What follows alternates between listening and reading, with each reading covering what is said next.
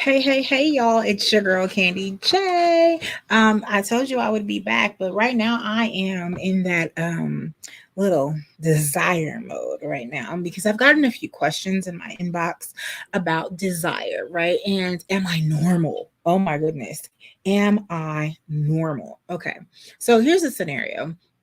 I have a couple that is telling me they don't really have a desire to do anything with one another, and it's not like they don't want each other. It's just that life is lifing right now, right? And so I was talking to them about the different types of desire, right? There's spontaneous desire that I want a raw animal attraction. I want to rip off your clothes. I want to throw you against the wall. I want to do all kinds of crazy things to you. I just want to kiss you passionately. And I want to know that you are ready for me, right? Right? We've all had that experience somewhere or another, right? It's like a tsunami, just a wave of everything coming, right. But then when you've been with a person for a little while, sometimes that spark dies down a little bit, right? And you're no longer doing that raw animal attraction to each other.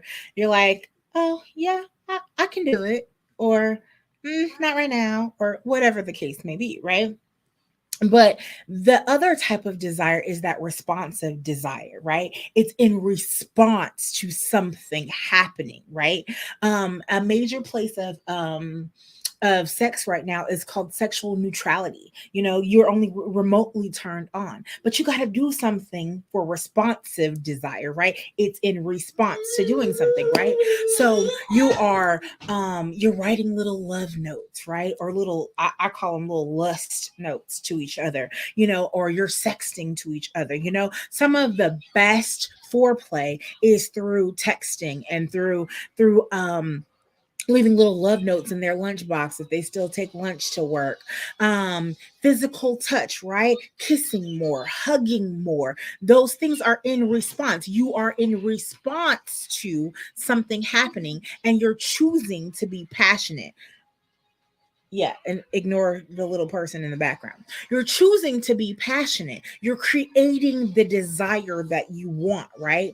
And you make your sexual life intentional. It's called the little erotic appetizer, okay? So what you're going to do is, okay, you've said that you're going to have a date night and have make love to each other 3 or 4 times a week, or you're going to at least do it 1 time a week, right?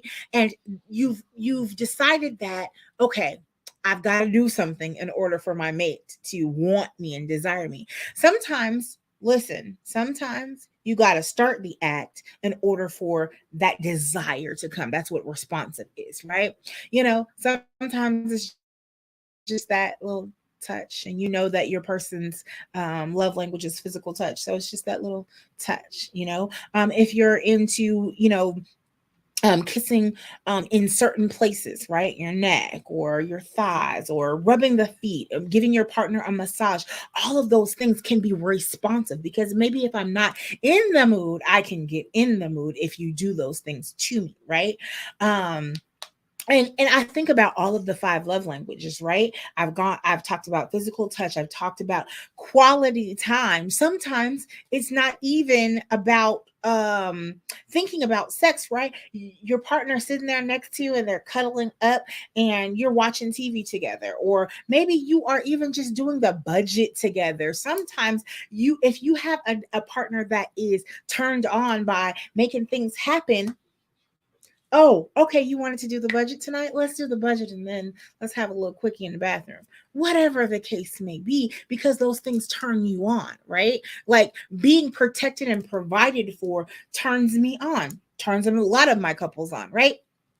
Hey, okay. I just set the budget for us to add on a new place to the add on to the garage, or add on to a she shed in the back, or oh, you took my car to go get an oil and change. that is an act of service, but it's also a turn on. See, sometimes you have to realize that desire can come sometimes from other things that are happening in your life. Hence the love languages, right? Buying a small gift, and everybody thinks that gifts have to be expensive. No, when we're talking, usually a person that likes gifts doesn't always have to have something that's expensive. Sometimes for me, because I'm not even a really big on gifts, you giving me gifts, but if you buy me a box of pens or office supplies, that's a turn on for me, right?